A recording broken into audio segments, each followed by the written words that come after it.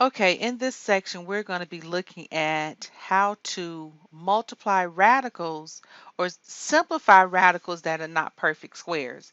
In the previous section, we looked at perfect square roots, uh, perfect cubes, or simplifying square roots that are perfect square numbers, and we had perfect cubes. But this time we're going to look at simplifying radicals where the radicand is not a perfect square, and we're going to have to take out that perfect square factor. So, but before we get into that, let's look at the multiplication property of radicals. And this property says that in order for us to multiply two radicals, what must match? You have to have a common index. So the nth root of A times the nth root of B, as long as the indices are identical, we can multiply the radicand.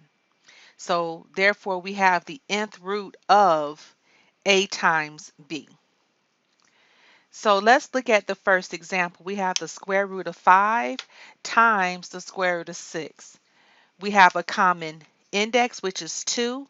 Therefore, we can bring together and multiply 5 and 6, and we have the square root of 30.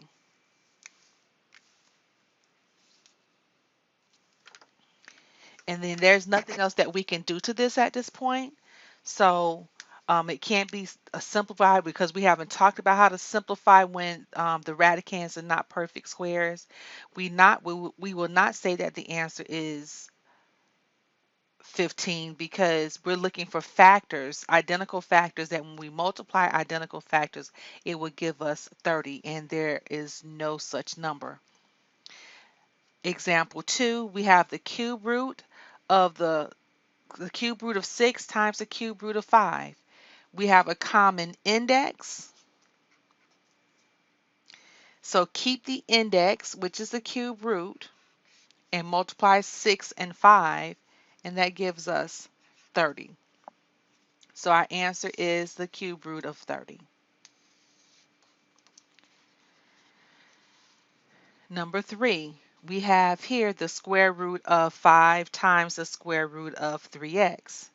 We have a common index of 2, so we're keeping the square root, and then we multiply 5 times 3x, and that would give us 15x.